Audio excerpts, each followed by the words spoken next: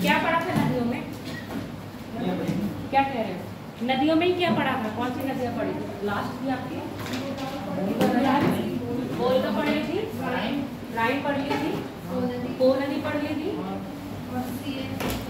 Scene नदी पढ़ ली थी, सीन पेरिस। अभी लिख लो डैन्यूब नदी।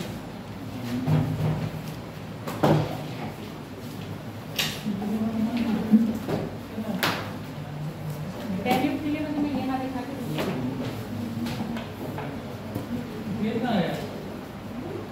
तेज बाहर मीटिंग में कर दूँ, मीटिंग करना है।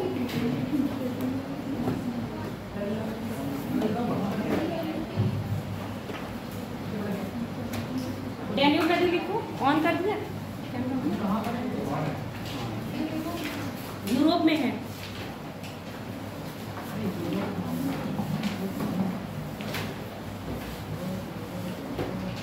देखो डैन्यूब नदी आज पर्वत ये रहा ना,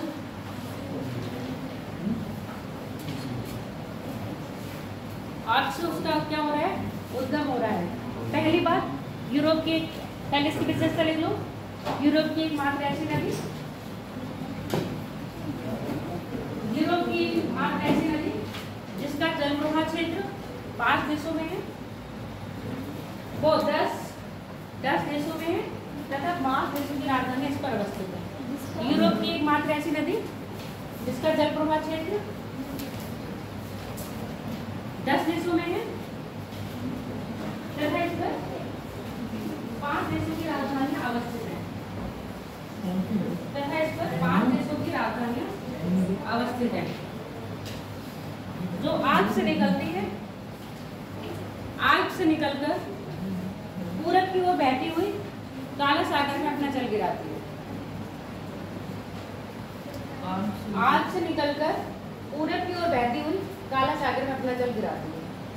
पूर्व की ओर बहती हुई काला सागर में अपना जल गिराती है। ठीक है, अब 10 देश कौन कौन से समझ लो और लिख के भी जाना। जर्मनी है, ठीक है, पहला है जर्मनी। जर्मनी से ये फ्लो करती है और घुसती है ऑस्ट्रिया में। ऑस्ट्रिया की कैपिटल वियना इसी पर अवस्थित है। सीक्वेंस देखते रहो पहले, ठीक है। फिर ये ऑस्ट्रिया से निकल के स्लोवाकिया और हंगरी के बीच में सीमा का निर्धारण करती है। स्लोवाकिया और हंगरी के बीच में सीमा का निर्धारण करती है। फिर दक्षिण की ओर प्रवाहित होते हुए क्रोएशिया और साइबेरिया के बीच में सीमा का निर्धारण करती है। क्रोएशिया और साइबेरिया के बीच में सीमा का निर्धारण करती है। फिर ये साइबेरिया में क्या फ्लो करती है? साइबेरिया और फिर रोमानिया के बीच में सीमा का निर्धारण कर रही है। उसके बाद बुल्गारिया और रोमानिया के बीच में भी सीमा का निर्धारण कर रही है। फिर रोमानिया में प्रवेश करती है माल्डोवा के बीच और रोमानिया के बीच सीमा का निर्धारण कर रही है। उसके बाद यूक्रेन और रोमानिया के बीच में सीमा का निर्धारण कर रही है। तो इस तरह से Germany, Austria, Slovakia, Hungary, Croatia, Siberia, Romania, Bulgaria, Ukraine और माल्डोवा इन 10 देशों में प्रवाहित होती है। अब कैपिटल की बात कर रहे हैं, कौन कौन से देश की कैपिटल इसके अंतर्गत स्थित है। पहली है ऑस्ट्रेलिया की कैपिटल वियना, स्लोवाकिया की कैपिटल ब्राटिस्लावा। उसके बाद ये हो गई हंगरी की कैपिटल बुडापेस्ट। सर्बिया की है बेलग्रेड। और कितनी हो गई? 1 2 3 4, 5वीं कोई है? बुडापेस्ट तो आई नहीं, चलो ये 4 तो है ही। सोफिया आ सकती है, बुल्गारिया की। बुल्गारिया की सोफिया कहाँ पर है? सर्बिया का बोलो। सर्बिया कहाँ गया? देखो अब सर्बिया नहीं मिल रहा है मुझे। ये रहा सोफिया, कहाँ आ रही है? देखो डैन्यूब की बह रही है ना, ऊपर से निकल रही है। तो 4 देश हैं आपकी, ऑस्ट्रिया की है, स्लोवाकिया की है, और सर्बिया की है, उसके साथ आपकी कौन सी गई? बुडापेस्ट। कहाँ चलेगी? हंगरी की, हंगरी की बुडापेस्ट।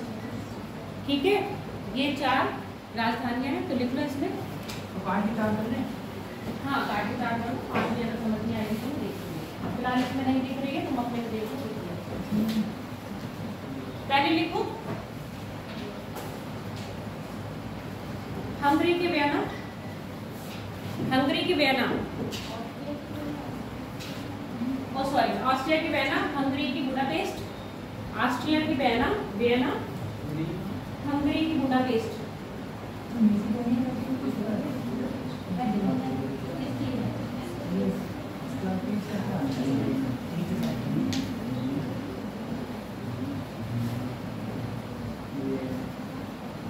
मैसिडोनिया आ रही है ना, मैसिडोनिया की, मैसिडोनिया की स्कास्पे, मैसिडोनिया की स्कास्पे, स्काप जे, पास में है, पास बैठी है, स्काप जे, मैसिडोनिया की, स्काप जे। स्लोवाकिया की है, स्लोवाकिया की क्या आपके पास एड्रेस नहीं है? 2 एड्रेस है किसके पास? एक ही पर। स्लोवाकिया की ब्राटिस्लावा, स्लोवाकिया, स्लोवाकिया की कैपिटल ब्राटिस्लावा, ऑस्ट्रिया की कैपिटल वियना और हंगरी की कैपिटल बुडापेस्ट। ये सारी क्या है? इसके ऊपर अवस्थित है। मिली भी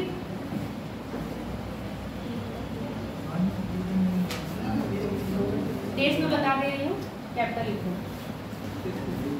ऑस्ट्रिया है, हंगरी है, स्लोवाकिया है, ठीक है। फिर आपकी सर्बिया है,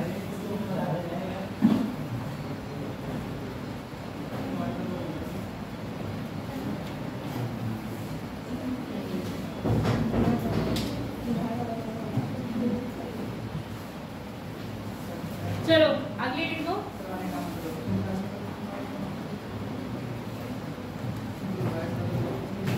थेम्स नदी, थेम्स जिसको इंग्लैंड की गंगा कहा जाता है, थेम्स, थेम्स नदी, थेम्स एम्फीस पर्वत से निकलती है और कहाँ गिरती है? उत्तरी सागर में गिरती है। एम्फीस पर्वत से निकलती है और उत्तरी सागर में गिरती है। मिला? नहीं, क्या है? एम्पेनाइन है। एम्पेनाइन पर्वत से निकलकर उत्तरी सागर में गिरती है। मिल नहीं रहा है? इंग्लैंड नहीं मिला तुमको?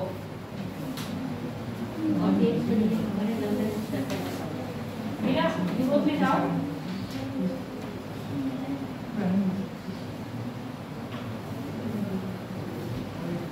उत्तरी सागर में तुम्हारा कहाँ है? एटलस, लेवो एटलस उत्तरी सागर में गिरती है। इंग्लैंड की कैपिटल क्या है? लंदन, इसी के तट पर अवस्थित है, थेम्स नदी के तट पर, थेम्स नदी के तट पर। नहीं मिला? चलो अब बात करते हैं झीलों की। झील झील झील, देखो पहली बात तो झीलों का निर्माण कैसे हो रहा है ये बताओ मुझे, किसी को पता है तो। झीलों का निर्माण, झीलें कैसे निर्मित होती हैं? खड़ी हो, मतलब याद नहीं है, सीट पे बैठ के सब याद होता है, सीट से खड़े होते भूल जाते हैं कि सीट में मेमोरी है क्या तुम लोगों की? झीलों का निर्माण कैसे होता है बताओ? हाँ कौशल, खड़ी हो, खड़े हो, अब बताओ। चलो तुम लोग क्यों इतनी कॉमेडी कर रहे हो? हाँ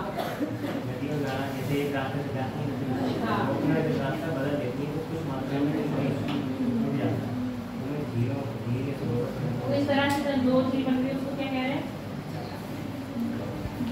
इस तरह से झील का निर्माण हो रहा है तो झील को क्या कहते हैं?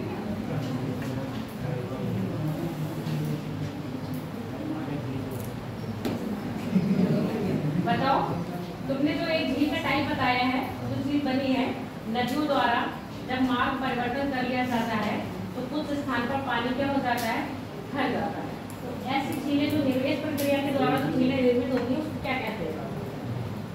ऐसी झीलों के नाम बताओ।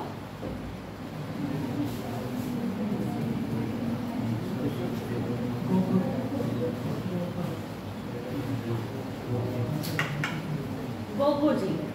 ऐसी झीलें नदियां देखो क्या करती है, विसर्ग करती है। बहुत बड़ा हो रहा है, छोटे में समझाते हैं।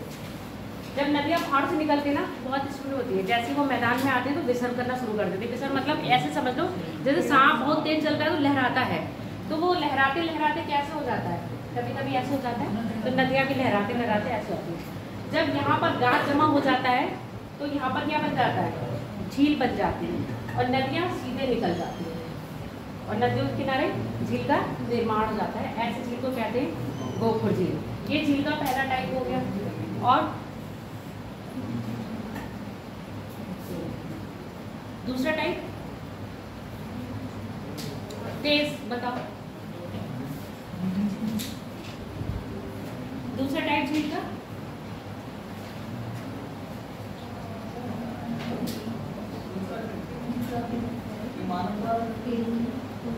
अगर हम इसको बांटेंगे तो ये प्राकृतिक झील हो गई, चलो। और एक तुमने बताया कृत्रिम झील जो मानव बनाता है। अब मैं दूसरी टाइप की पूछ रही हूँ, प्रकृति में। हाँ, ये तो गोपुर झील हो गई।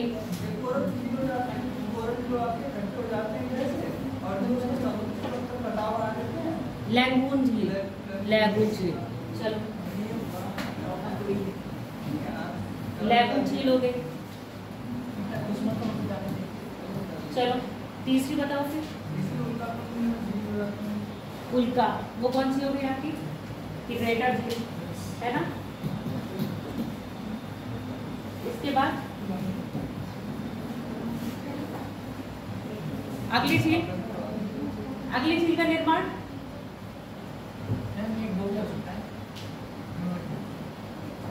तो ज्वार भाटा के कारण तो झीलों समुद्र के किनारे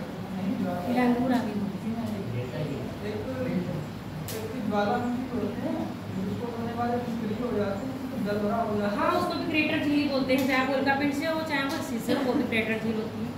बताओ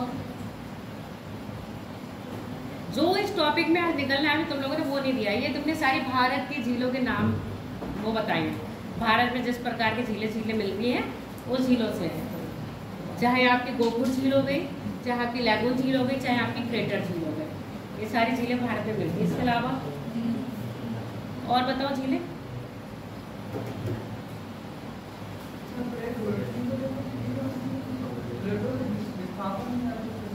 जो प्लेटों से विस्थापन से बनती है वो भ्रंश झीलें हो गई।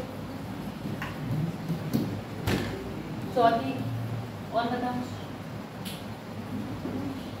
इसमें ये कह सकता है भूस्खलन के कारण जो भूखंड गिरता है इससे जो नदियों को अवरुद्ध करता है पानी से, उससे जो झीलों का निर्माण होता है। उस कलर से कहते हुए या उसको कहते हो अंतरजातीय बल से, एंड वो एंड्रोजेनिक फोर्स जो लगता है उससे भी झीलों का निर्माण होता है। ठीक है, तो ऐसी झीलें जो बनेंगी तो उसमें क्या आएगा, 5 टाइप की झील हो जाएगी जो अंतरजातीय बल से निर्मित हो रही है। अंतरजातीय बल से आपकी ये भ्रंश वाली झील भी हो रही है और नॉर्मल झील वो होती है वो भी हो रही है। अब उस झील में जो पानी भरने की क्वालिटी है वो कैसे आती है। मान लो अंतरजातीय बल से क्या हुआ, धरती का कोई पार्ट नीचे दब गया, थल्ले में आ गया, वो समान सतह से नीचे पहुंच गया। अब उसमें भी पानी नहीं भरा, उसमें पानी या तो वर्षा द्वारा भरा जाएगा या दूसरी प्रक्रिया क्या हो सकती है, नीचे जैसे कुओं की जो प्रणाली होती है नीचे जगह से जिसके पानी ऊपर आता है, एक हो सकता है वो। चलो भरेगा उसी में। तीसरा बाढ़ का कारण क्या सकता है, बाढ़ देश में आती है कहीं भी क्षेत्र में। अभी तक तुम लोग मेरे जो मैं तुम लोग से निकलवाना चाह रही हूँ उस पर नहीं पहुँच पाऊँ। उस झील में पानी और कैसे भर सकता है, कारण बोलो। आशा क्या बोल रही हो। ग्लेशियर, जो ग्लेशियर से पिघलती है उसको कहते हैं हिमानी झीलें।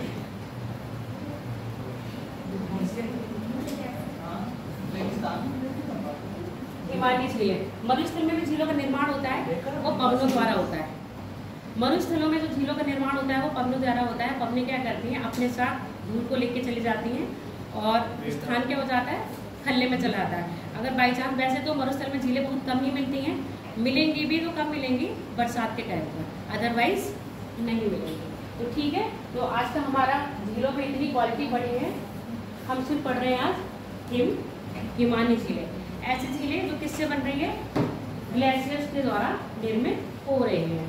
जितनी भी आप यूरोप में झीलें देखोगे अधिकतर कैसी आपकी हिमानी है, क्योंकि वहाँ पर क्या होता है, बर्फ आच्छादित रहता है अधिकतर टाइम, और उसके बाद जब गर्मियों का टाइम आता है तो क्या हो जाती है, मेल्ट हो जाती है। अच्छा, ऐसे एग्जाम्पल देखूँ तो अपने भारत में ऐसी कोई झील है, कौन सी है, लद्दाख में बेंगलोर झील। ठीक है, मैप पे देखते जाना, लेक लडोगा, देखो रसिया की झील है, ये भी क्या है, हिमानी झील का उदाहरण है। पेपर पे कुछ नहीं, या तो झील का नाम लेके आपका देश पूछ लेगा कौन से देश में अवस्थित है, ठीक है। अगर वो नहीं पूछेगा तो क्वालिटी पूछेगा, जैसे अभी झीलों के नाम देखे थे ना, कौन कौन सी झीलें थी, उसी को लेके आपके नाम पूछेगा। और दूसरी है लेक ओनेगा, वो नहीं है तुम्हारे पास एटलस, अभी यहाँ से किसी से ले लो और देखो मिल गया। लेक आते यहाँ बैठ जाओ ना, साथ में 4 लोग बैठ कर चले, यहाँ से खुल जाओ, टिक लगा लो। लेक ओनेगा और एक लेक लडोगा, ये कहाँ पर है आपके, रसिया में है। इसके बाद स्वीडन में आ गो, लेक बर्नर और लेक वर्टन। लेक स्वीडन में लेक बर्नर और लेक वर्टन, स्वीडन लेक बर्नर लेक वर्टन, ये सब कैसी है, हिमानी है।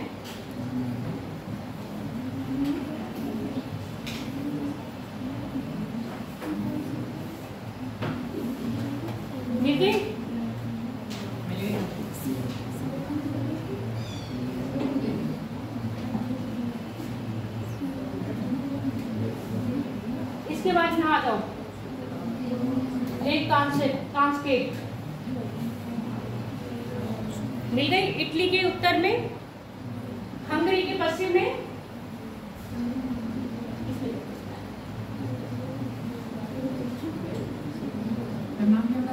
एक कांस्केट नहीं मिला, कॉन्स्टल है, ठीक है।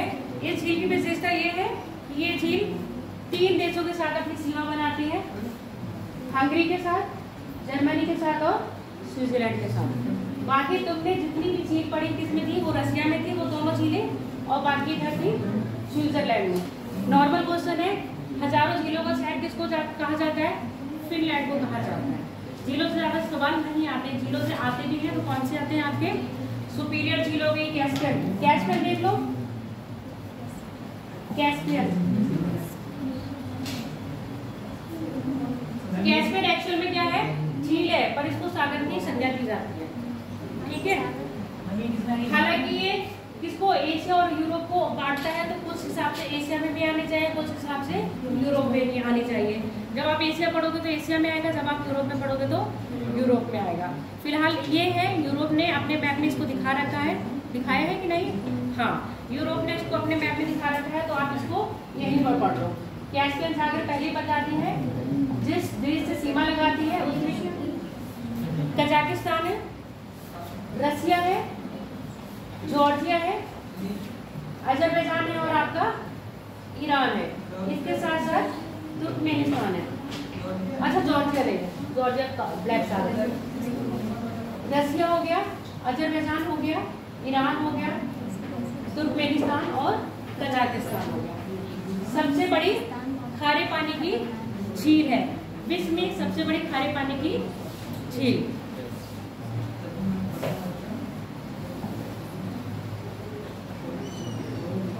और तो मुझे नहीं लग रहा है आपका इसमें कुछ रह गया है। हिमानी झील है, बताइए कौन सी, ऊपर जितनी बताइए हिमानी झील है, ये भी आपकी हिमानी झील है। हिमानी झील कैसे है, आग से जो बर्फ पिघल के आती है वो इसी में जमा हो जाती है, ठीक है, हिम से निर्मित। और कनाडा की जितनी भी झीलें बताई थी, नाम याद होगी आप लोगों को, कनाडा की कितनी झीलें थी, उत्तर दक्षिण आसा नहीं याद होगा। ग्रेट बियर, ग्रेट स्लेव, अथावस्था, उसके बाद कौन सी थी, विनिपेग। ये सारे उत्तर से दक्षिण है और ये भी सारी कैसी है, कनाडा की जितनी भी झीलें हैं सारी क्या है, हिमानी झीलें हैं। ठीक हो गया, यूरोप लगभग आपका कंप्लीट हो गया। अब हम बात करेंगे अफ्रीका की। एशिया कल पढ़ाएंगे, आप भी पढ़ाएंगे।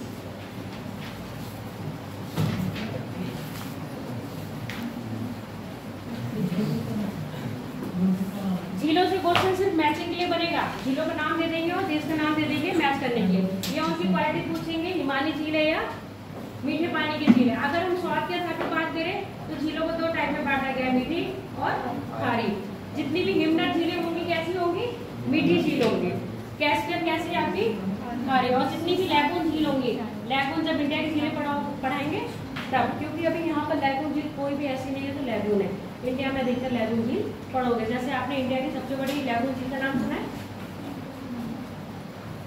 चिल्का, सुने हो कि नहीं? इंडिया की सबसे बड़ी खारे पानी की झील है अफ्रीका की। अच्छा, देश की बात कर लो। देश याद रखोगे, कौन कौन से देश कौन कौन सी सीमा से, सागर से सीमा बना रहे हैं। याद नहीं हुआ है तब याद करोगे। पुर्तगाल, पुर्तगाल एकमात्र देश से सीमा लगाता है जो है स्पेन। स्पेन फ्रांस के साथ अपनी सीमा लगाता है और पुर्तगाल के साथ सीमा लगाता है। इसके बाद करेंगे, समझ में आएगा तो कभी कभी अंडरस्टूड है, यूके के भी साथ अपनी सीमा लगाता है। पूछोगे कैसे, क्योंकि जिब्राल्टर किसका पार्ट है आपका, यूके का पार्ट है, तो यूके के साथ ही सीमा लगा रहा है। स्पेन कितने दो देशों के साथ सीमा लगाता है, दो देशों के साथ, एक पुर्तगाल के साथ और एक फ्रांस के साथ। पुर्तगाल की कैपिटल क्या है, लिस्बन। स्पेन की है मैड्रिड और फ्रांस की है पेरिस। फ्रांस बहुत सारे देशों के साथ सीमा लगाता है, कुछ बहुत ज्यादा है, देख लो। ओ सॉरी, एक अंडोरा भी तो है जिसके साथ सीमा लगा रहा है, कौन, स्पेन। ठीक है, एक अंडोरा भी है जिसके साथ सीमा लगा रहा है। फ्रांस किसके साथ लगा रहा है, इटली के साथ लगाता है और मोनाको के साथ लगा रहा है। उसके साथ आप देख रहे हो लक्समबर्ग, लक्समबर्ग के साथ सीमा लगा रहा है। बेल्जियम के साथ सीमा लगा रहा है। क्या नीदरलैंड के साथ लग रही है सीमा, नहीं लग रही है। अब ये जो नीदरलैंड, बेल्जियम और लक्समबर्ग है, इसकी भूमि जो है ना थोड़ी सी नीचे क्या है, धसी हुई है, यानी कि सागर तट से इसकी भूमि धसी हुई है। ऐसे हम लोग सागर तट क्या है, ये है और भूमि यहाँ से स्टार्ट हो रही है। तो इसने एग्रीकल्चर लैंड बनाने के लिए सागर, एक क्या है, एल्यूमिनियम की दीवार का कंस्ट्रक्ट किया इन देशों ने, जिससे सागर का पानी इधर ना आ पाए। और इसको क्या कर दिया है, कृषि योग्य भूमि बना के एग्रीकल्चर करने लगे हैं। तो ये जो 3-4 देश है ना आपके, इनकी भूमि क्या है, तट से भी नीचे है। और ये जो बेल्जियम और ये फ्रांस का जो क्षेत्र है, 60 क्षेत्र सुना पढ़े छात्र, 60 क्षेत्र पढ़े थे, नहीं भूल गए, रूर क्षेत्र, 60 क्षेत्र किस लिए फेमस था, कोयले के लिए। अब याद आ गया, 60 क्षेत्र किसके लिए फेमस था, फ्रांस और बेल्जियम के बीच का ये जो क्षेत्र है, ये किसको कहला रहा है, ये कह रहा है सार क्षेत्र। याद रखोगे, रूर क्षेत्र कौन सा है, जर्मनी में राइन घाटी क्षेत्र जो भी क्या है उसको क्या है, रूर क्षेत्र। इस चीज को रिवीजन करते रहो, नहीं तो भूल जाओगे, और देश और उसकी सीमा भी याद करते रहो। चलो अब आ जाओ अफ्रीका कॉन्टिनेंट में। पहले हम देश पॉलिटिकल की बात कर लेते हैं।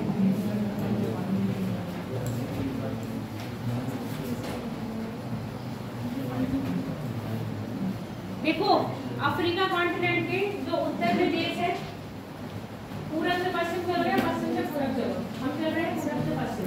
पहले आएगा मिस्र और लीबिया, लीबिया के बाद अल्जीरिया, लीबिया और अल्जीरिया के बीच में ट्यूनीसिया है।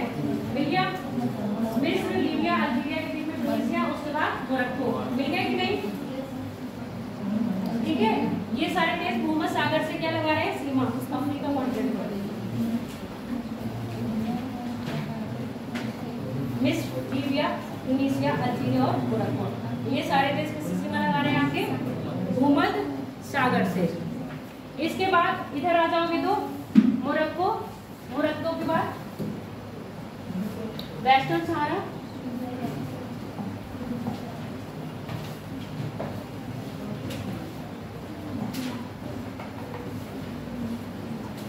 मोरक्को, वेस्टर्न सहारा, मॉरिटानिया, सेनेगल, क्या है गुयाना, गुयाना हो गया, अजीब अजीब से नाम है, सेरिया हो गया, लीबिया हो गया, घाना हो गया, टोंगा हो गया और आपका नाइजीरिया हो गया। ये सब देश किससे लगा रहे सीमा? अटलांटिक महासागर से। कभी कभी शॉर्ट में पूछा जाएगा तो गल्फ ऑफ गिनी से सीमा लगाने वाले देश कौन कौन से हैं? तो गल्फ ऑफ गिनी से सीमा लगाने वाले कोस्टा, घाना, टोंगा, बहमीन और नाइजीरिया। इसके बाद आपका कैमरून, कैमरून के बाद क्या है ये? गिनी, गिनी के बाद गैवान। ये सब किससे सीमा लगा रहे हैं? आपके गल्फ ऑफ गिनी से। तो ये सब चीजें याद रखोगे या नहीं? याद रखना ही पड़ेगा बेटा। इसके बाद अटलांटिक में गैवान के बाद कांगो हो गया, अंगोला हो गया, नामीबिया हो गया और south Africa. South Africa Hind महासागर से भी अपनी सीमा लगाता है और साउथ अफ्रीका अटलांटिक महासागर से भी अपनी सीमा लगाता है। देख रहे हो, इधर अटलांटिक हो गया, इधर हिंद महासागर हो गया। हिंद महासागर में सबसे बड़ा द्वीप कौन सा है? मेडागास्कर है। साउथ अफ्रीका के बाद दो लैंड लॉक देश है साउथ अफ्रीका में। साउथ अफ्रीका के अंदर ही कौन सा है? लेनोस और स्वाजीलैंड। स्विट्जरलैंड नहीं है, ये स्वाजीलैंड है। देखिए दोनों लैंड लॉक है, यानी कि इन देशों की सीमा समुद्र से नहीं लग रही है, स्थल देश है। स्वाजीलैंड और लाओस। लेओस्था क्या है? लेओस्था, लेओस्था। और लेओस्था फेमस भी था किसके लिए? ये लेओस्था से आपका क्या निकल रहा था?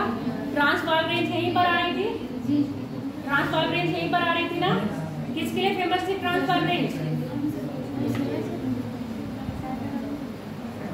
ट्रांसवाल रेंज किसके लिए फेमस थी? कौन सा खनिज मिल रहा था यहाँ पर? लौह अयस्क और कोयला। सब भूलते जा रहे हो। उसके बाद मोजाम्बिक, मोजाम्बिक के बाद तंजानिया, तंजानिया के बाद केन्या, सोमालिया, जिबूती, इरिट्रिया और सूडान। आप देख लो, 1 2 3 4 ये आते हैं हॉर्न ऑफ अफ्रीका कंट्रीज। इनको बोलते हैं हॉर्न ऑफ अफ्रीका। कौन कौन से? इथियोपिया, सोमालिया, जिबूती और इरिट्रिया। अगर ग्रेट हॉर्न ऑफ अफ्रीका पूछा जाएगा तो उत्तरी सूडान भी इसमें आ जाता है। आई बात समझ में? अगर हॉर्न ऑफ अफ्रीका कहा जाएगा तो इरिट्रिया आएगा, जिबूती आएगा, सोमालिया और इथियोपिया आएगा। जब ग्रेट पूछा जाएगा तो आपका सूडान भी आ जाएगा। ये नोट करते जाओ। हाँ, लीबिया नहीं, इरिट्रिया। इरिट्रिया, इरिट्रिया, ये देखो, इरिट्रिया बोल दिया मैंने क्या? Eritrea, Djibouti, Eritrea.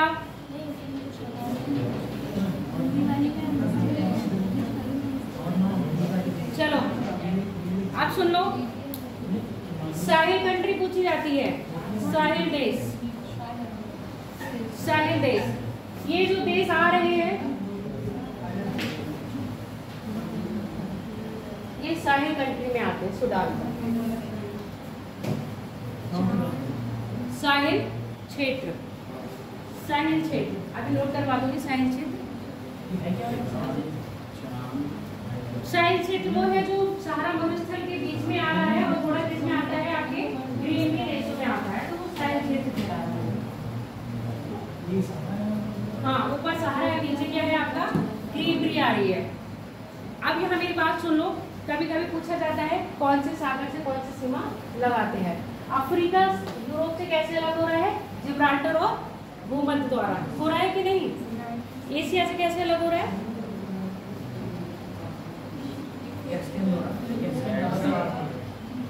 Africa Asia से कैसे अलग हो रहा है? रेड सी। इसके अलावा और कुछ?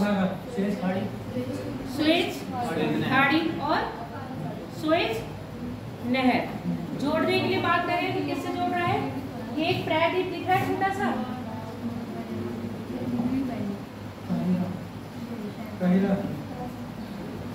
समा काहिरा पहुंच गए, दिखा?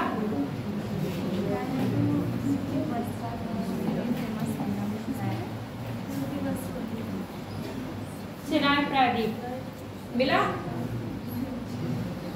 सिनाई प्रायद्वीप क्या कर रहा है? एशिया को अफ्रीका से जोड़ रहा है। यही सिनाई प्रायद्वीप में क्या है? आपके नहर काटी गई है। आपके एटलस में जूम करके साइड में काट दे दिया होगा पूरा। दूसरी तरफ जाओ, देखो मिला।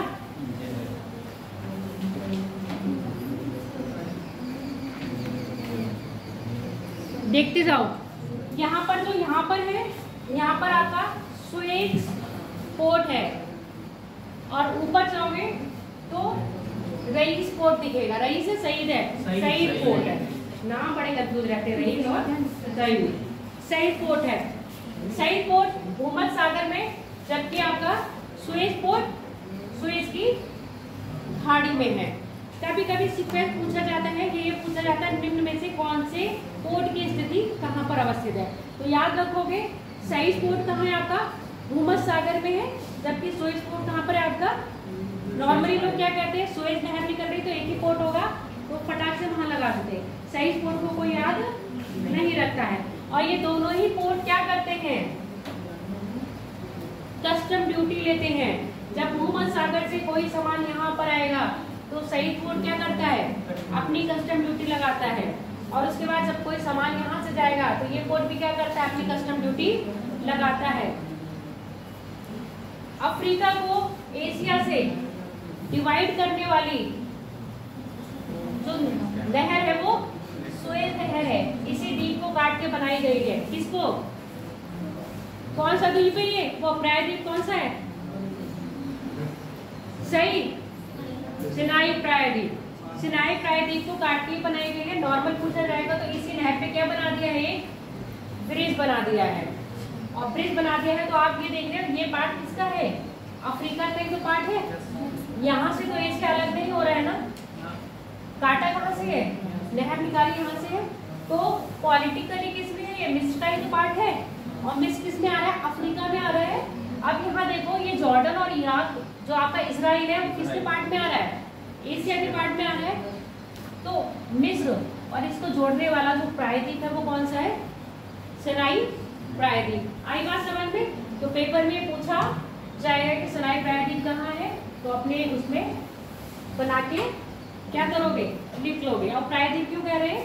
इसके दोनों तीनों तरफ क्या है आपका? जल है। ठीक।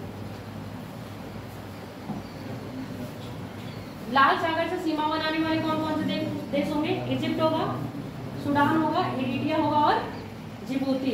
उसके बाद आपका सोमालिया। अब यहाँ पर देखो, पेपर में सकोत्रा द्वीप से बहुत पूछा गया। सकोत्रा और सकोत्रा। पहली बात तो किसमें है? गल्फ ऑफ अदम, अदम की खाड़ी में है। पेपर में दे दिया जाता है हिंद महासागर या अरब, है ना? हिंद से ऊपर है और अरब इधर है, तो अदम की खाड़ी में। अदम की खाड़ी ना दिया होगा तो आप अरब सागर लगा सकते हो, पर कभी हिंद महासागर नहीं लगाओगे। सकोत्रा कहाँ पर है आपका? और इस पर अधिकार किसका है?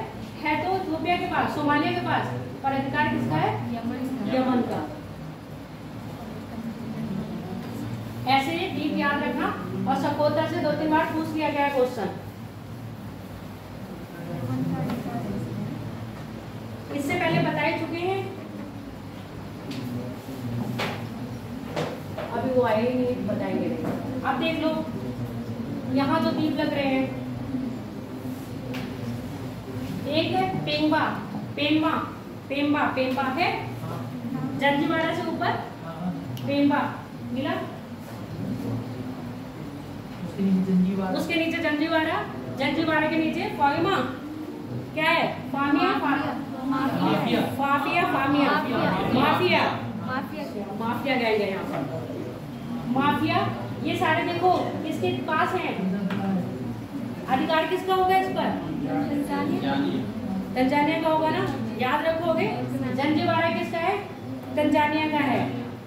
पेम्बा किसका है, तंजानिया का है। उसके बाद कौन सा था, माफिया, ये भी किसका है, तंजानिया का है। सुकत्रा किसका है, यमन का, वेरी गुड, आधिपत्य है उसका, आधिपत्य है। तो ऐसे मैच का फॉलोइंग करने के लिए आएंगे। इसके बाद आ जाओ मेडागास्कर, तो पता ही है ये क्या है, मॉरिशियस, मॉरिशस की कैपिटल पोर्ट लुइस, किसमें है, हिंद महासागर का द्वीप है। अब यहाँ देखो दिख रहा है क्रोमेलिन, क्रोमेलिन दिखा, फ्रांस के अधिपत्य में है। उसमें देखो अपने एटलस में हिंद महासागर में किसके कंट्रोल में है, फ्रांस के, लगा लिया ना। तो ऐसे द्वीप हमेशा याद रखोगे। एक है अकालेगा, किसका है, मॉरिशस के कंट्रोल में है, मिला ऊपर, अलालेगा, अलालेगा नहीं मिला, चलो नहीं मिल रहा है तो यहाँ देख लो, छोटे मोटे देखता नहीं, छोटे मोटे नहीं मिल रहा है ना, कोई बात नहीं है। इसके बाद देख लो ये मिला, ग्लोरियोसो, ग्लोरियोसो मिल गया, फ्रांस के अंदर में, नहीं मिला।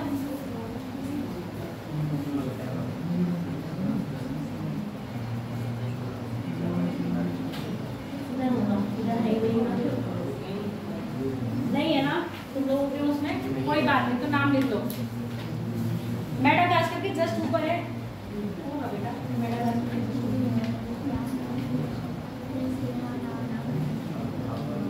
नहीं है तो रहने दो। चलो फिर जो है तुम लोगों को मैं वही पढ़ दो। इसके बाद आ जाओ इधर, सियो टोमे,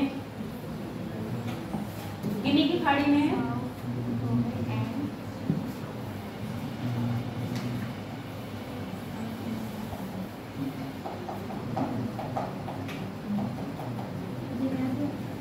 मिल गया, सियो टोमे, गिनी की खाड़ी में, सामेटोमे, साओ टोमे, सियो टोमे, साओ टोमे है। तो किसके अंडर में आ रहा है, साउथ टोमे प्रिंसेस, बाकी ये भी है और ये भी है। किसके अंदर में आ रहा है, लेबनान, गैबॉन, सॉरी गैबॉन, एक लेबनान वो भी है ना प्रोडक्ट, उसने।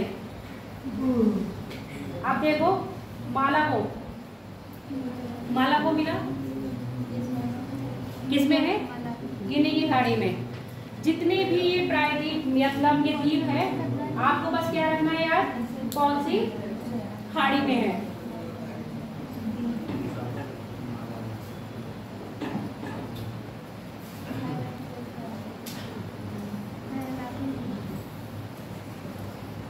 यहाँ देखो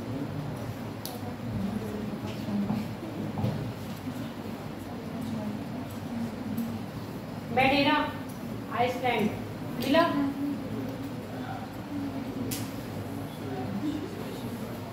पुर्तगाल मिल गया, मिल गया पुर्तगाल के अंडर में। उसके नीचे आ जाओ, कैनेरी आइसलैंड, यहाँ से ठंडी जलधारा बह रही है, कैनेरी की स्पेन के अंडर में है, ठीक है। लगा जरूर है मोरक्को के पास, पर अंडर किसका है आपका, स्पेन का। तो ऐसे क्या रखोगे, ऐसे द्वीप जरूर याद रखोगे जो किसी देश की सीमा के साथ आ रहे हैं और उस पर आधिपत्य किसी और देश का हो।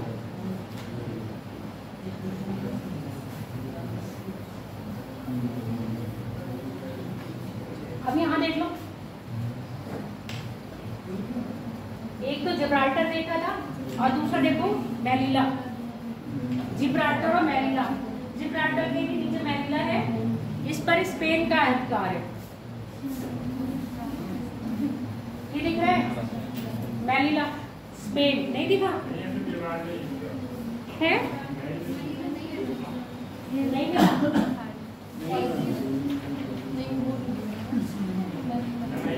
ये देखिए स्पेन लिखा है ना,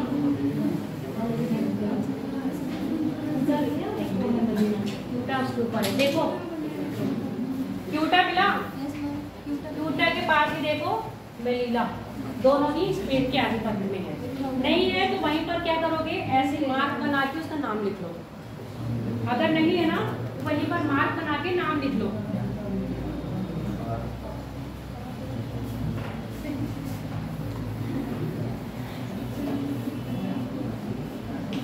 कभी भी पूछा जाएगा अफ्रीका कॉन्टिनेंट का सबसे बड़ा स्थल अवरुद्ध देश, चार। अफ्रीका महाद्वीप का सबसे स्थल अवरुद्ध देश, चार। बाकी सारे देश सीमा लगा रहे हैं, इसको याद रख लेना। हिंद महासागर से सीमा लगाने वाले देश कौन से हैं? आपके अटलांटिक से सीमा लगाने वाले कौन से हैं? भूमध्य सागर से सीमा लगाने वाले कौन सा देश है? और लाल सागर से सीमा लगाने वाले देश कौन से हैं? इसके बाद अदम की खाड़ी से सीमा लगाने वाले देश कौन से हैं?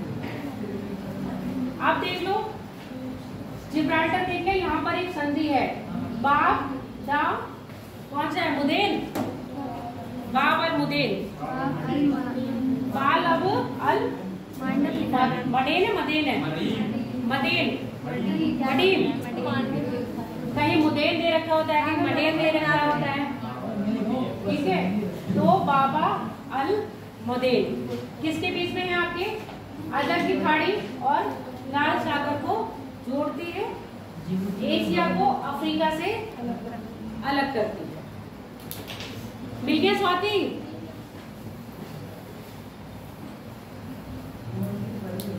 अब पहले लेक की बात कर ले, क्योंकि लेक सीमा बना रही है, फिर हम मदर की बात करेंगे। लेक देख लो, पहले लेकों को, ये अफ्रीका महाद्वीप की जितनी भी है भ्रंश घाटी वाली है, यानी कि इनका निर्माण कैसा हुआ है? भ्रंश से। आज सुबह 4 बजे का रखा हुआ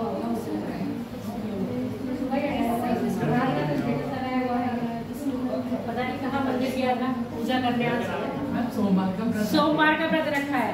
चलो आप सुन लो मेरी बात, ऐसे ही आप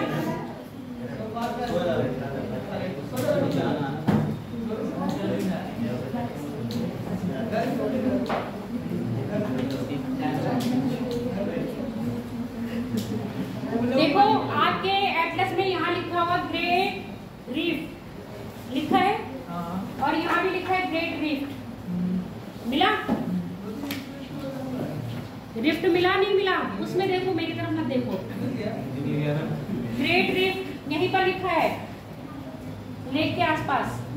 रिफ्ट यानी कि ये रिफ्ट घाटी में बनी हुई क्या है? आपकी झीलें हैं, यानी कि इन झीलों का निर्माण कैसे हुआ है? भ्रंश द्वारा।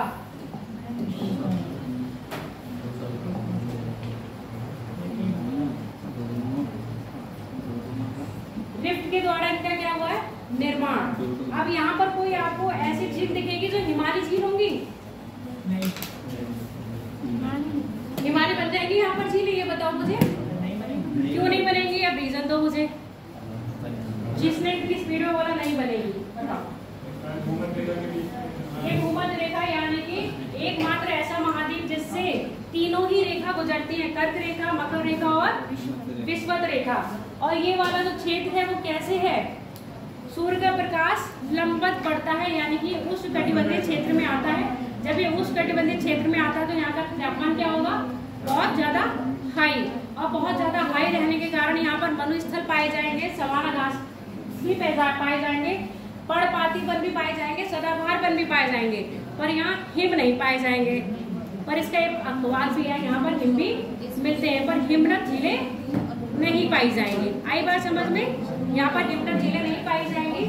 जिनका भी, अब बात सुन लो, जितनी भी झीलों का निर्माण हुआ है, क्या हुआ है? एक भ्रंश घाटी में हुआ है। कभी भी उस दिन तो बताया था अफ्रीका महाद्वीप का तो टूटेगा तो इन्हीं झीलों के पास से टूट के अलग हो जाएगा। तो अब इस क्षेत्र में जो आपकी झीलें आ रही हैं उनका नाम उत्तर से दक्षिण एज इट इज देखते जाओ और या नोट करते जाओ। अल्बर्ट झील, एडवर्ड झील, कीपू झील, टंगानिका झील, मलावी झील। मैंने नाम बोल दिए, देख लो। एल्बर्ट झील सबसे उत्तर में है, उसके बाद है एडवर्ड झील,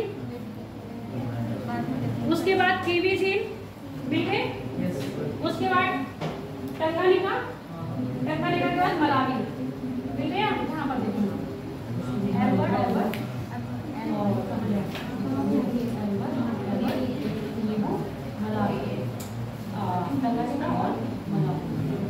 हो गई।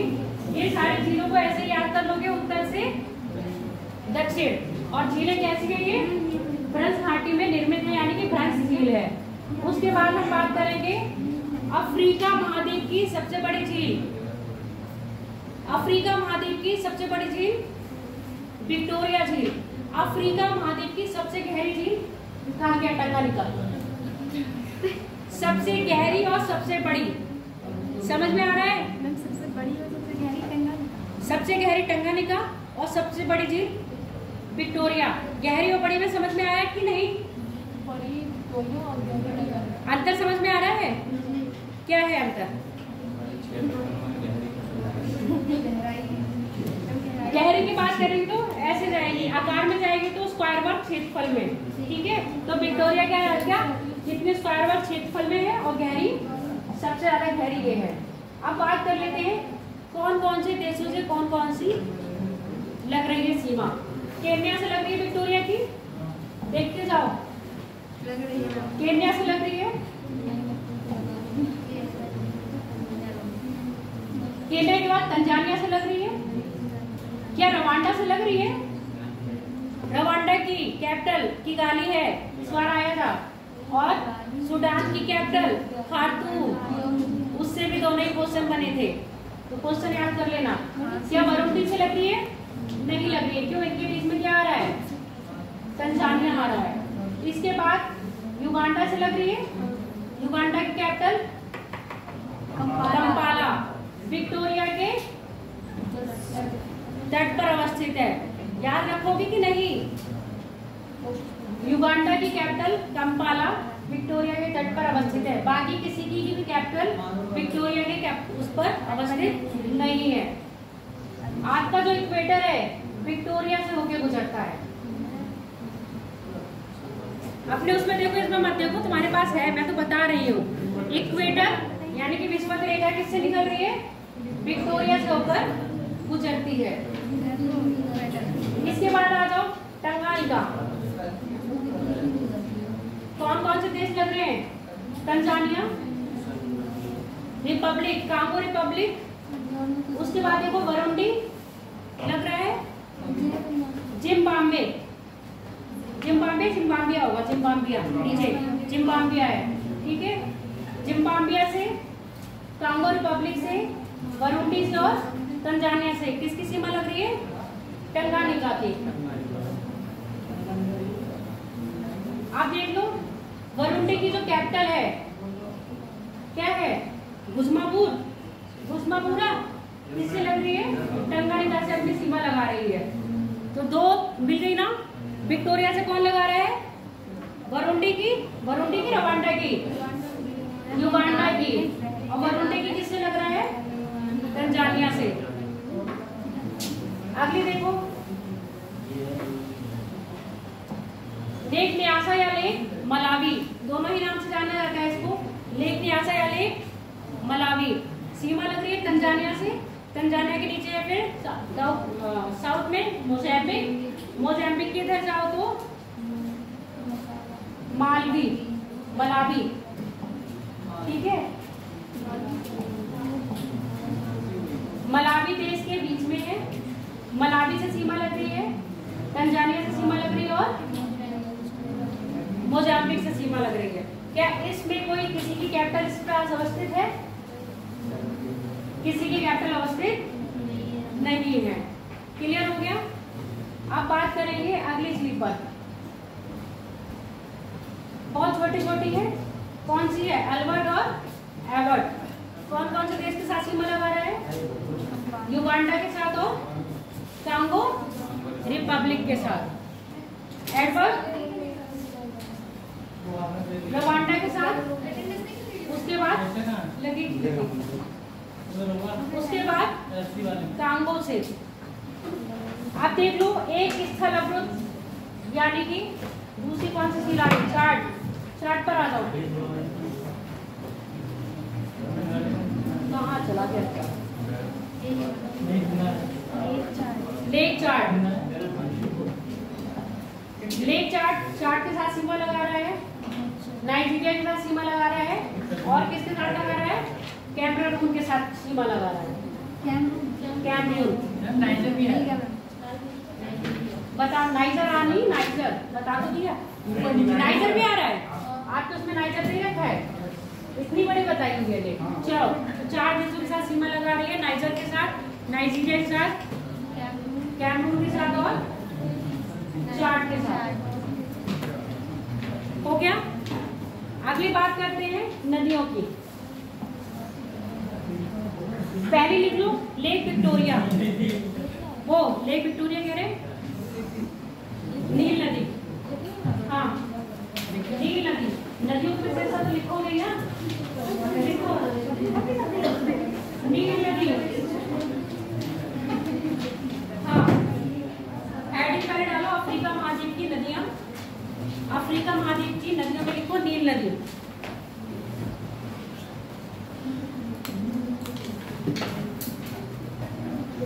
नील नदी अफ्रीका महाद्वीप की,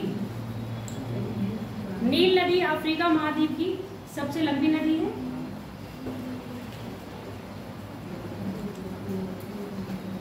सबसे लंबी नदी है जो ब्लू नील के ब्रैकेट में लिख लेना विक्टोरिया लेक।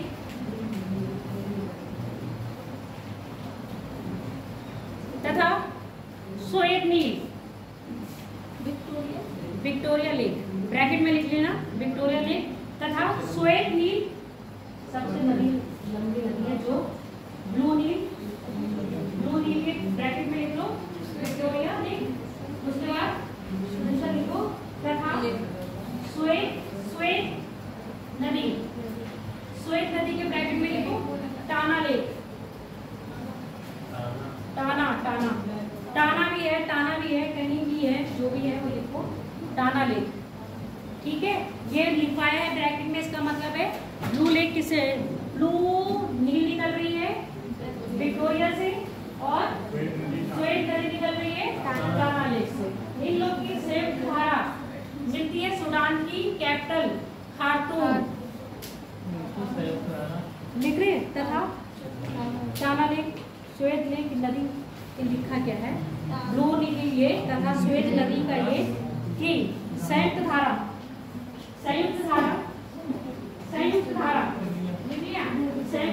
सूडान की कैपिटल खार्टूम। और ये सूडान उत्तरी सूडान होगा, उत्तरी सूडान को सूडानी बोलते हैं। ठीक है, सूडान की कैपिटल खार्टूम पर मिलती है। हाँ, खार्टूम पर मिलती है। तथा नील नदी के नाम से जानी जाती है। ठीक है, नील नदी के नाम से जानी जाती है। उत्तर की ओर प्रवाहित होते हुए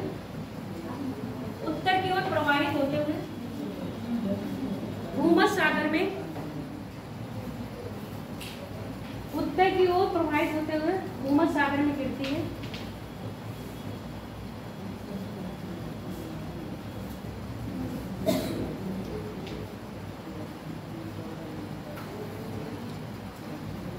नील नदी पर आसवान बांध,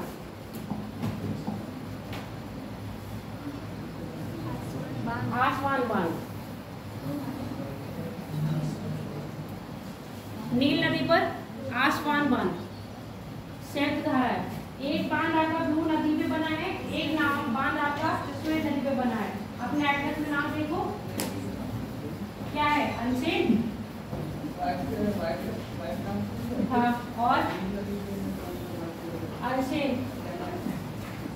सहने अनसहने सहने, ठीक है। अब लिख लो अगली नदी कांगो।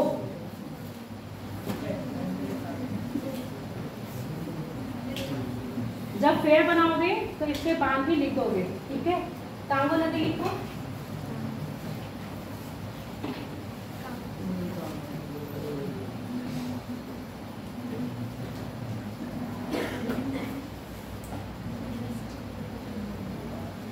कांगो नदी अफ्रीका महाद्वीप में सबसे, ऐसे लिखो, कांगो नदी अफ्रीका महाद्वीप की जल धारण क्षमता में सबसे बड़ी नदी या जल अपवाह तंत्र में सबसे बड़ी नदी है। जल धारण में सबसे बड़ी नदी है। यह भूमध्य रेखा को दो बार काटती है। यह नदी भूमध्य रेखा को दो बार काटती है तथा कहाँ गिरती है? गिनी की खाड़ी में। गिनी की खाड़ी में गिर रही है, अटलांटिक में गिर रही है? अटलांटिक महासागर में जो है ना कांगो, अटलांटिक महासागर में मिल गया। कांगो कहाँ गिरी? अटलांटिक महासागर में अपना जल गिराती है। इसके बाद लिख लो नाइजर। नाइजर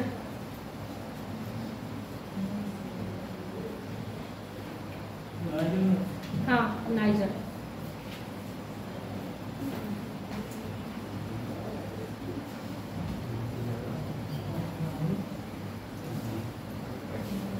ये रही, मिली नहीं नाइजर?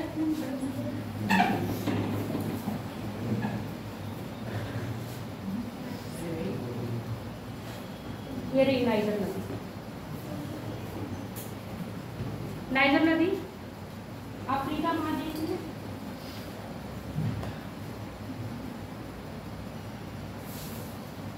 अफ्रीका महाद्वीप की तीसरी सबसे महत्वपूर्ण नदी है। तीसरी सबसे महत्वपूर्ण नदी है।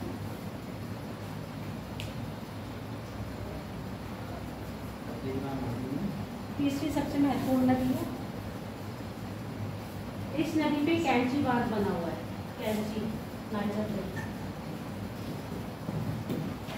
कैंची बांध मिल गए।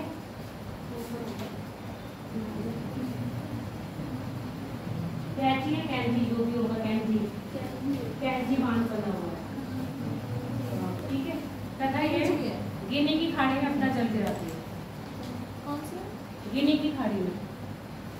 गिनी की खाड़ी नहीं दिया हुआ तो अटलांटिक महासागर दिया होगा, ठीक है।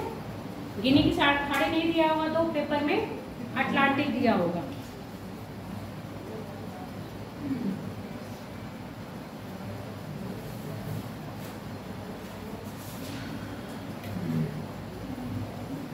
अगली लिखो ऑरेंज नदी।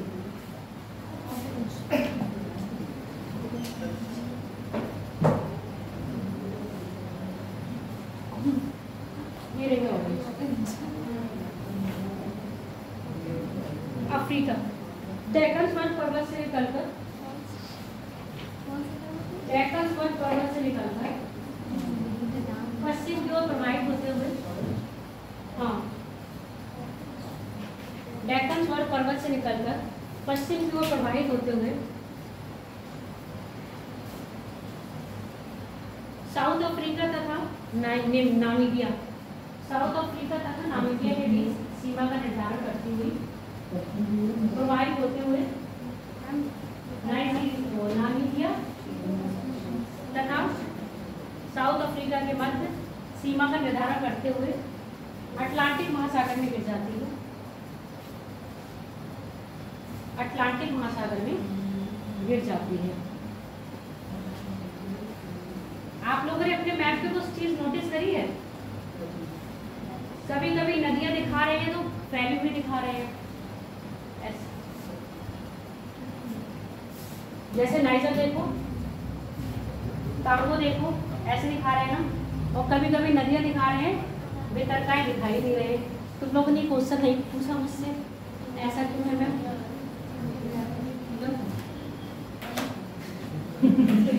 ऐसा क्यों है, पूछा नहीं तुमने मुझसे? क्या है? मैंने कहा शायद पूछोगे, नहीं पूछा ना, पता था। ऐसा क्यों है बताओ, चलो चलो वो तेज, ऐसा क्यों है? तुम लोगों ने मैम में ये चीज देख के पूछा नहीं मुझसे। जो नदियाँ क्या होती है, जब भी समुद्र में जाके गिरेंगी, या तो वो अपने मुहाने पे क्या बनाएंगे, या तो डेल्टा बनाएंगे या एस्ट्री बनाएंगे। जो नदियाँ डेल्टा बनाती हैं वो क्या करती हैं, ऐसी नदी आई अपने साथ गाद लेके आएंगी और गाद को क्या करेंगे, यानी कि जो सेडिमेंट लेके आती हैं उसको अपने रास्ते में जमा कर देती हैं। अब मानो लाइन है, यहाँ जमा कर दिया, यहाँ जमा कर दिया, यहाँ जमा कर दिया, यहाँ जमा कर दिया, तो अब यहाँ रास्ता ब्लॉक हो गया, पानी कहाँ से निकलेगा? ये बना आपका डेल्टा। ऐसी नदियाँ जो ब्रज घाटी में बहती हैं वो कभी भी गाद नहीं लाती हैं, यानी कि सेडिमेंट नहीं लाएंगी, तो क्या बनाती हैं, एस्चुरी बनाती हैं। एस्चुरी बनता है ऐसे, यही बता दे रही हूँ। ये स्थल हो गया, ये स्थल हो गया, बीच में नदियाँ लाई और यहाँ पर सागर, बहुत बड़ी जलराशि हो गई, तो एक ही धारा कहाँ मिल जाएगी, सागर में मिल जाएगी। ये हो गया आपका स्थल, ये हो गया स्थल, ब्रज में बहती हुई बहेगी और सागर में मिल जाती है, तो ये नदियाँ बनाती हैं एस्चुरी। तो ये है जो ऑरेंज नदी, वो एस्चुरी बना रही है, इसलिए इसकी वितरकाएं नहीं बनी है। आगे बात समझ में, अब तो नहीं कहोगे। ये भी बना रही है एस्चुरी, जबकि ये बना रही है डेल्टा। तो पूछा जाता है निम्न में से कौन सी नदी डेल्टा बनाती है, कौन सी नदी एस्चुरी बनाती है। आई बात समझ में? तो नाइगर नदी क्या बना रही है, डेल्टा, और मिस्र क्या बना रही है, डेल्टा। ये देख लो नदी डेल्टा, ये नदी आ रही है और ये डेल्टा बना रहा है। आगे बात समझ में? तो निम्न में से कौन सी नदी डेल्टा का निर्माण करती है और कौन सी नदी नहीं करती है, ये भी क्वेश्चन पूछा जाता है। ऑरेंज नदी पूरी लिख दे, अगली लिखो लिम्पोपो। लिम्पोपो जो बच्चे पहली बार ज्योग्राफी पढ़ रहे हैं वो ये कह रहे हो कि क्या क्या पढ़ना पड़ रहा है। नदियाँ पढ़ो, फिर नदियाँ कौन सा डेल्टा बना रही हैं, कौन सा डेल्टा बना रही है, कौन सा क्या बना रही है, एस्ट्री बना रही है, उसके बाद कौन सी ब्रज घाटी में बह रही है, कौन सी ब्रज घाटी में नहीं कौन बह रही है, कौन वो झील का निर्माण करेगी, कौन नहीं करेगी। अभी बहुत चीजें पढ़नी है, अभी तो शुरुआत हुई है। हो गया? जहरीले नाम कभी नहीं सुने इसलिए जहरीले है, पर अब हमें ये जहरीले नहीं लगते। जब याद हो जाएंगे, जब आओगे ना कंपटीशन में, जब उतरे हो तो 4 से 5 साल दो। ये मत सोचो आज 1 साल में आप यूपीएससी निकाल दोगे, समझ में आ गई? 1 साल तो सिलेबस और ये सब चीजें समझने में ही लगेगी। अगले लिखो लिम्पोपो। लिम्पोपो नदी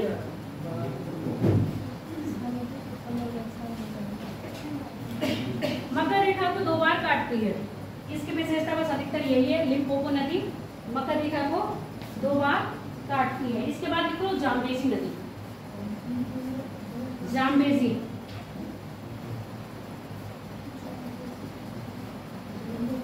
लिम्पोपो, लिम्पोपो के बाद जाम्बेजी। ये तो मैं तुमको वही लिमिटेड नदियां पढ़ा रही हूँ जिससे पेपर में क्वेश्चन बनते हैं, ठीक है? जाम्बेजी लिखो। पहली बात जाम्बेजी नदी ये रही, जिम्बाब्वे और जिम्बाब्वे के बीच में क्या बनाती है, बाउंड्री, सीमा बनाती है। इसके बाद लग रहा है कि आपको जिम्बाब्वे नदी किसी के बीच सीमा बना रही है, बस इसका वो देख लेना।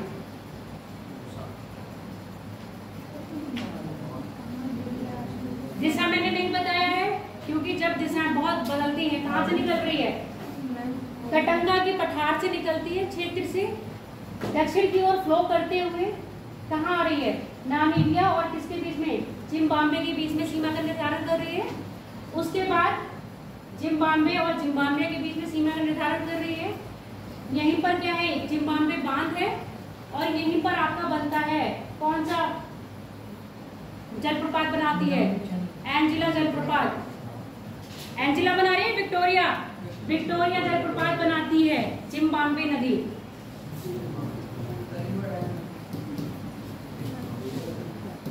विक्टोरिया जलप्रपात जाम्बेजी और जिम्बाब्वे। जिम्बाब्वे का नाम तो सुना ही होगा, जिम्बाब्वे की टीम तो क्रिकेट भी खेलती है, तो ये नाम तो बिल्कुल अजीब नहीं लग रहा होगा आपको। जिम्बाब्वे नहीं सुना होगा, है ना। उसके बाद ये बहती हुई कहाँ चली जाती है? मोजाम्बिक चैनल में अपना जल गिरा देती है। कभी हिंद महासागर में लिख देना, कहाँ गिराती है अपना जल? मोजाम्बिक चैनल में। लिख लो जिम्बाब्वे नदी, वो जाम्बेजिया नदी, जाम्बेजिया नदी जिम्बाब्वे तथा जाम्बिया के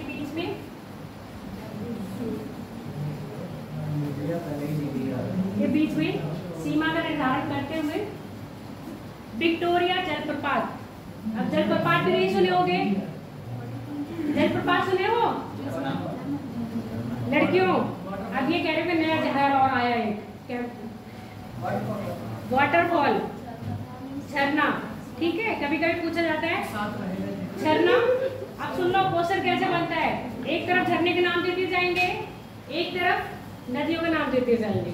कौन सी नदी कौन सा वाटरफॉल बनाती है ये नहीं दिया जाएगा, तो एक तरफ झरने का नाम दे दिया जाएगा, देश के नाम दे दिए जाएंगे, कौन से देश के बीच में बनाती है।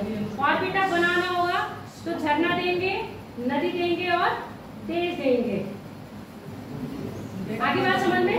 तो तीनों ही चीजें याद रखनी है, लिख लो। जलप्रपात बनाती है तथा मोजाम्बिक चैनल में अपना जल गिराती है। जाम्बेजी नदी में कौन सा बांध बना है? कौन सा है? कैरेबा बांध जाम्बेजी नदी पर। कहाँ अवस्थित है? जिम्बाब्वे और जिम्बाब्वे की सीमा पर। मोजाम्बिक चैनल मेडागास्कर और मोजाम्बिक के बीच का जो समुद्र है उसको मोजाम्बिक चैनल कहा गया। अब अलग करना है मोजाम्बिक चैनल किसको?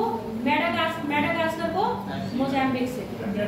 जल संधि मतलब दो बड़े महासागरों को मिलाती है। हाँ, जल संधि जहाँ पर होगी वहाँ पर सकरा होगा और चैनल जहाँ होंगे वहाँ चौड़ा होगा।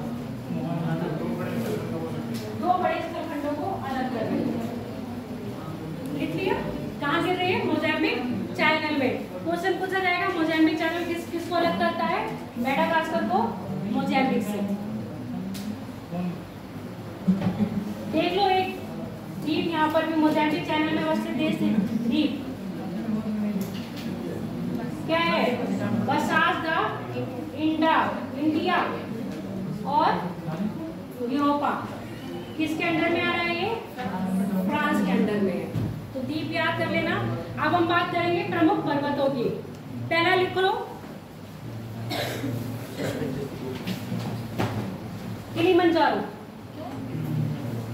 अब मेरी बात सुनो, अफ्रीका कॉन्टिनेंट में एकमात्र बलित पर्वत है एटलस। पहले एटलस से शुरुआत कर लेते हैं। चलो किलिमंजारो से कर लो। लिख लो अफ्रीका, लिख लिया? किलिमंजारो लिखो, एटलस बाद में लिखो। किलिमंजारो अफ्रीका महाद्वीप का सबसे ऊंचा पर्वत। अफ्रीका महाद्वीप का सबसे ऊंचा पर्वत जो तंजानिया में अवस्थित है। तंजानिया में देखो,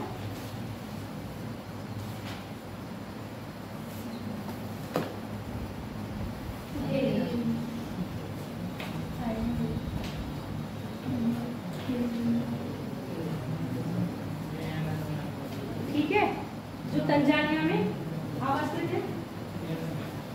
उष्णकटिबंधीय क्षेत्र में अवस्थित होने के कारण भी उष्णकटिबंधीय क्षेत्र में अवस्थित होने के कारण भी इस पर्वत की चोटी पर बर्फ पाई जाती है। अफ्रीका महाद्वीप का एकमात्र ऐसा स्थान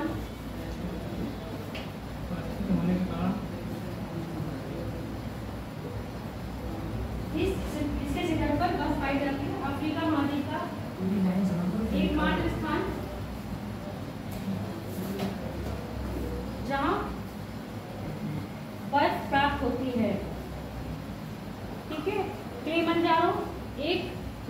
ज्वालामुखी पर्वत है। किलिमंजारो एक निष्क्रिय ज्वालामुखी पर्वत है। अगला लिखो केन्या। केन्या से उत्तर में होगा। Kenya Kenya mount Kenya Africa महाद्वीप की दूसरी सबसे ऊंची चोटी या दूसरा सबसे ऊंचा पर्वत। ये भी क्या है? ज्वालामुखी पर्वत है। सक्रिय निष्क्रिय ये भी निष्क्रिय है। डाउट है थोड़ा सा, मुझे लग रहा है सक्रिय लिखेंगे। हाँ ज्वालामुखी पर्वत लिखो। सक्रिय का मतलब ये होता है जिसमें ज्वालामुखी उद्गार होता रहता है, ठीक है। निष्क्रिय का मतलब जिसमें ज्वालामुखी का उद्गार बहुत सालों से नहीं हुआ है, वो इसलिए निष्क्रिय हो जाता है।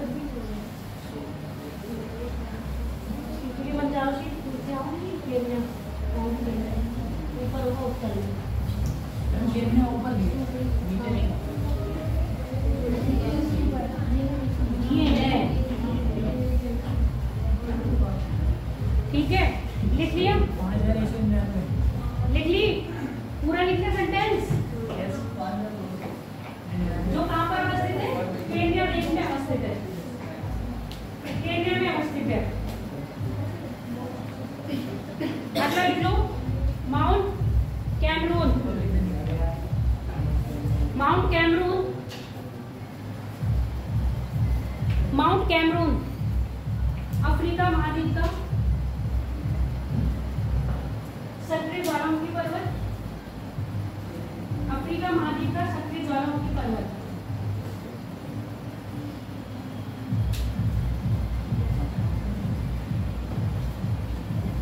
सक्रिय अफ्रीका महाद्वीप का सक्रिय ज्वालामुखी पर्वत कैमरून, माउंट कैमरून।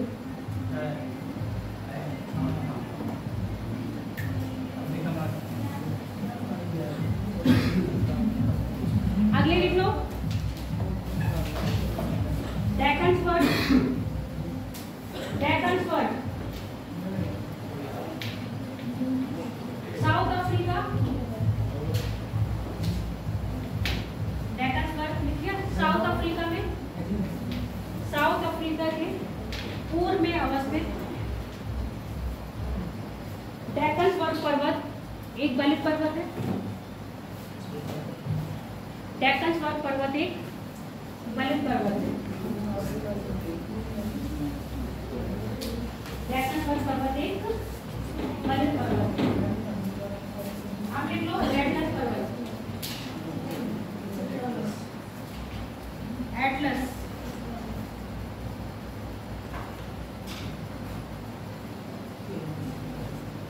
अफ्रीका महाद्वीप में अल्पाइन पर्वत। अफ्रीका महाद्वीप में यह अल्पाइन पर्वत है।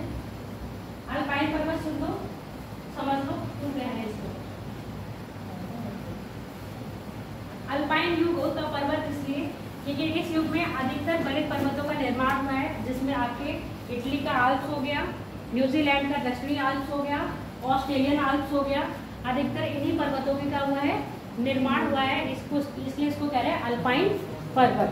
कभी कभी अल्पाइन पर्वत पूछ लिया जाएगा तो सीधे सीधे विशेषता ये होगी अल्पाइन पर्वत क्या है? एक तरह से बलित पर्वत है, ठीक है, जिनका निर्माण किसमें हुआ है? आपके अल्पाइन युग में हुआ है। आगे बात समझ में नहीं? अल्पाइन को इतना बड़ा डिफाइन करा, समझ में आया कि नहीं? नहीं आया, अब नहीं करेंगे। अब लिख लो अल्पाइन पर्वत है और ब्रैकेट में लिख लो बलित।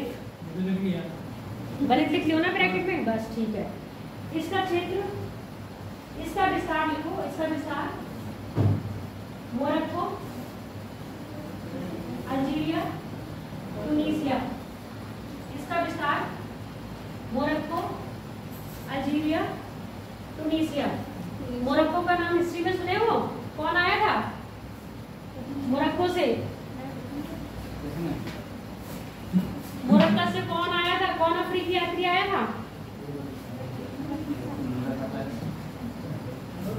मतलब ज्योग्राफी मन से पढ़ते नहीं हो तो नहीं पढ़ते हो, हिस्ट्री पॉलिटी भी मन से नहीं पढ़ते हो।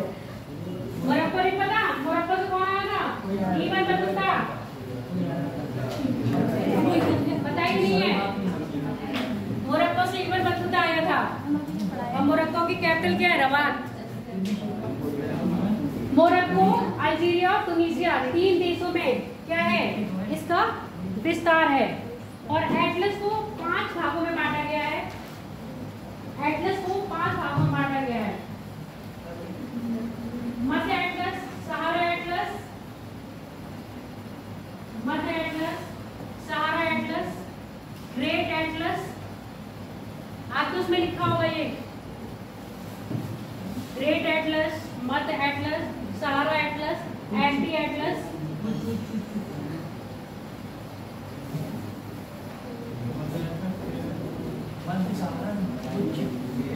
ग्रेट और anti.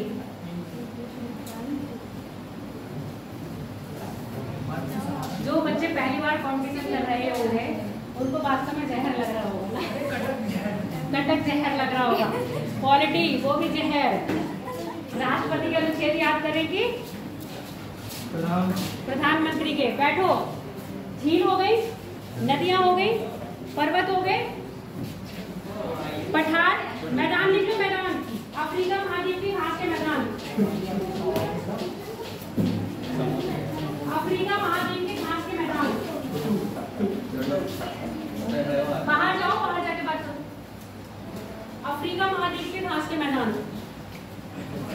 Savanna, savanna, savanna, savanna घास के मैदान। क्या बोलो? सवाना घास के मैदान कहाँ पाए जाएंगे? मध्य अफ्रीका में, मध्य अफ्रीका में। क्यों याद आ गई तुम्हें सवाना की?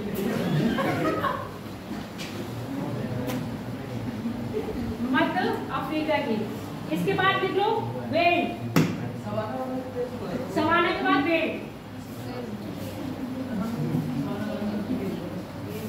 वेल्ड घास के मैदान।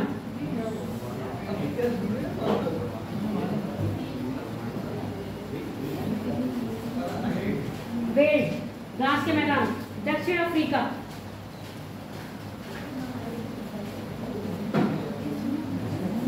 दक्षिण अफ्रीका।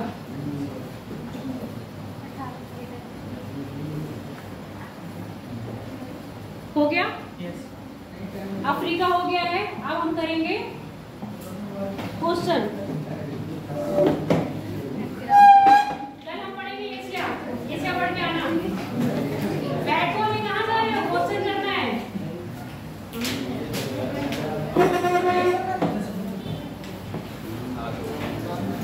आज टॉपिक पहले इसलिए कर दिया था कि क्वेश्चन में टाइम ज्यादा लग जाता है, टॉपिक रह जाता है।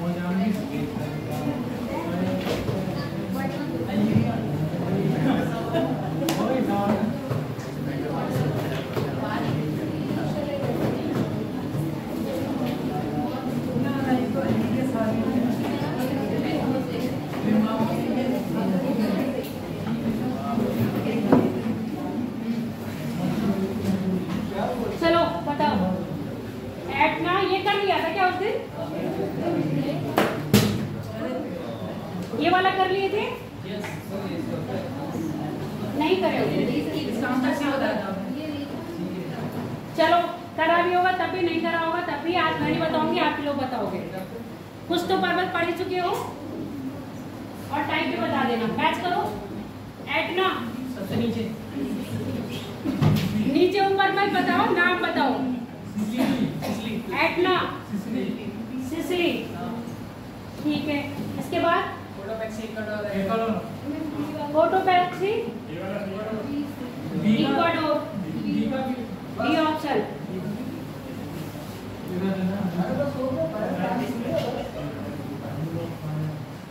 ये तो बता दिए थे ना, हो गए थे, यहाँ तक हो गए थे ना ये।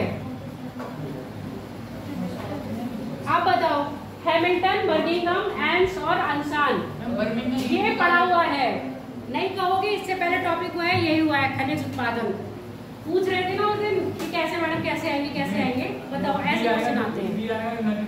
तुमसे नहीं पूछा है अभी, सब लोग अपने अपने कॉपी पे नोट डाउन करो, मैच करो और बताओ मुझे। कॉपी हमने रख ली है मैम। हाँ मैम। चलो हैमिल्टन बताओ कहाँ पर है? Hamilton Germany.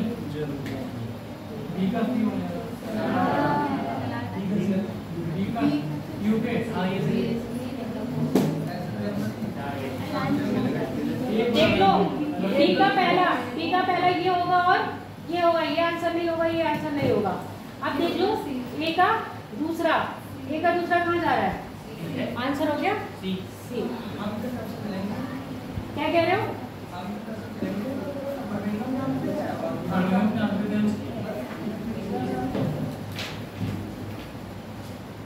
ये देखो, ये भी बताओ, ये भी पिछला जो टॉपिक खत्म हुआ उसी के क्वेश्चन है। कौन सी झील के किनारे कौन सा उद्योग बसा हुआ है और कौन सा उद्योग किसके लिए फेमस है? आ गया समझ में? जो लोकेशन बताई गई थी आप लोगों को पता है?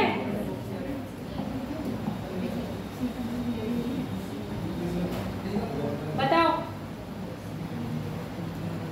मैम सुपीरियर के बाद दुलत होगा।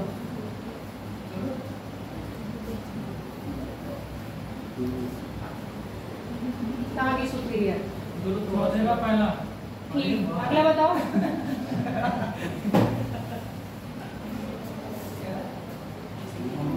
अब आंसर देखो, नहीं भी पता है तो पहले डी का देखो, पहला डी का पहला यहाँ है, डी का पहला यहाँ है, यानी कि ये भी नहीं होगा और ये भी नहीं होगा।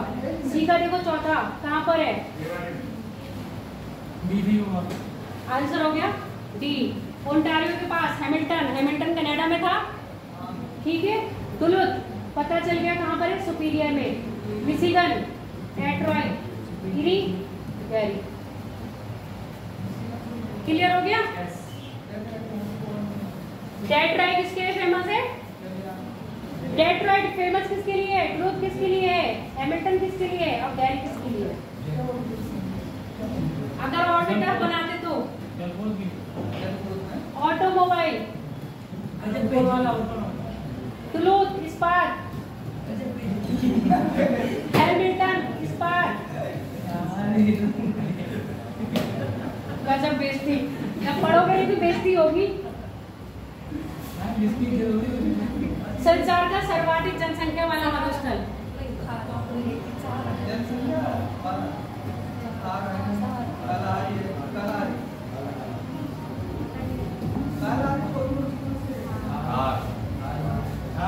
थार मरुस्थल सर्वाधिक जनसंख्या वाला। सबसे ज्यादा जनसंख्या इसी मरुस्थल में पाई जाती है और मरुस्थल क्षेत्र में ज्यादा जनसंख्या बास नहीं करती। इसमें आंसर लिख ही दिया है तुम लोगों ने। चलो अगला देखो, इसमें भी आंसर लिखा हुआ है। अब छुपाऊंगी ना मैं आंसर, इतने जल्दी आंसर नहीं देती मैं। बताओ, बी देख लिया। निम्नलिखित में युग्मों में से कौन सम्मिलित नहीं है? फिलहाल ये भी तुम लोगों ने पढ़ा भी नहीं है, क्योंकि जनजाति है तो अपने आप देख लेना, जनजाति स्वाद आपके उसमें नहीं है, अभी नहीं है, बाकी होगा तो इसका भी देख लिया। अब मैं कहाँ से लूंगी? ऊपर से ले जाऊंगी। निम्नलिखित में कहाँ विश्व का सबसे बड़ा प्रमाणित तेल के भंडार है? वेनेजुएला। पढ़ाया था तेल स्रोत में। अब बताओ,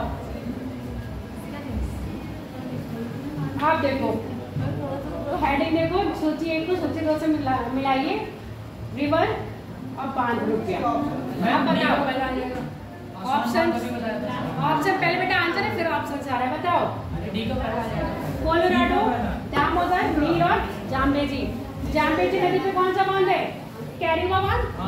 नील नदी पर आसमान बांध, तो अब यहाँ पर ही लिखते जाओ। डी का कहाँ चले? डी का दूसरा हो गया। दामोदर किसकी है? दामोदर पे कौन सा? तौलिया बांध, तलैया बांध, पंचेत बांध और तलैया बांध दोनों ही इस पर है। लो तुम आंसर देख लो। कूद कहाँ गया? सही है आंसर। कूद गायब है? कोई नहीं, चलो ये भी मिला लो।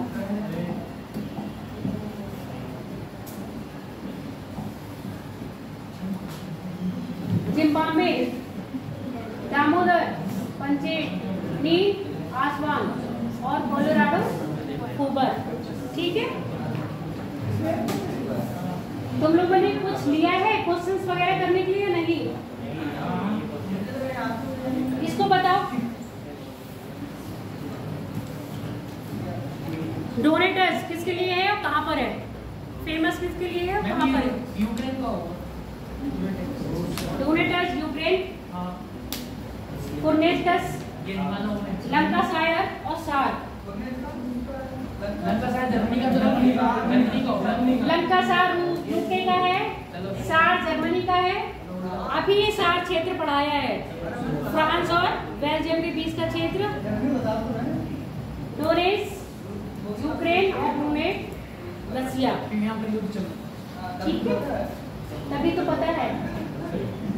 निम्नलिखित में से कौन सा गर्म सागरीय धारा है, बताओ?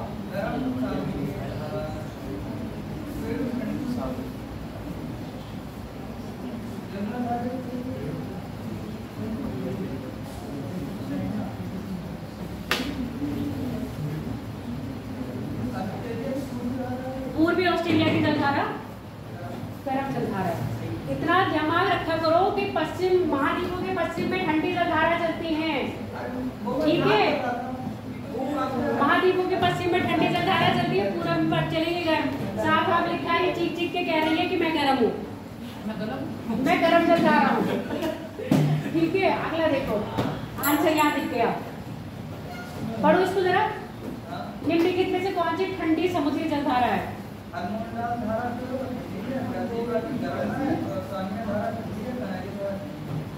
किनारे की जलधारा ठंडी है, हम्बोल्ट की जलधारा ठंडी है, यानी कि पहली और चौथी।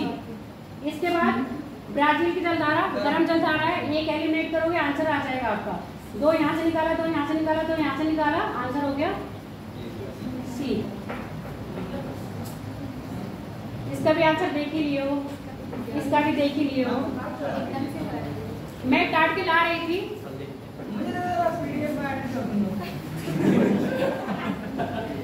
निम्नलिखित देशों में कौन सा देश स्थल अवरुद्ध है, बताओ? स्थल अवरुद्ध देश हैं निम्नलिखित में से? ठीक, मलेशिया को छोड़ के सारे स्थल अवरुद्ध देश हैं। अफगानिस्तान भी, हंगरी भी और स्विट्जरलैंड भी। आंसर देख लो बी, 1 2 4। मलेशिया इसमें नहीं है। एलिमिनेट करोगे आंसर आ जाएगा। और ये एलिमिनेट कब करोगे? जब आप मैप पे काम करोगे, सरकारी चीज छूट जाएगी अभी। चलो क्लास, अभी 2 मिनट है। एक क्वेश्चन और है, कर लो।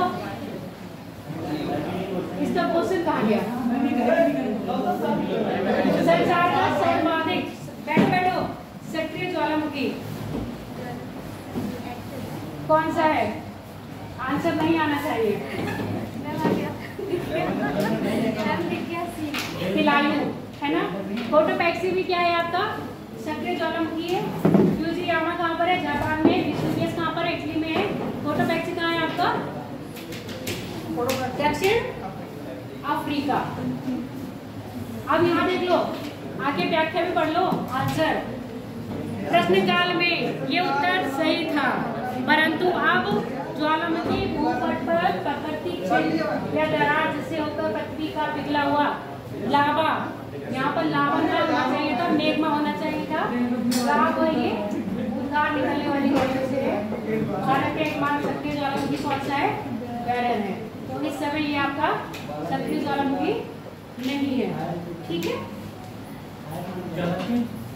हाँ चले जाओ।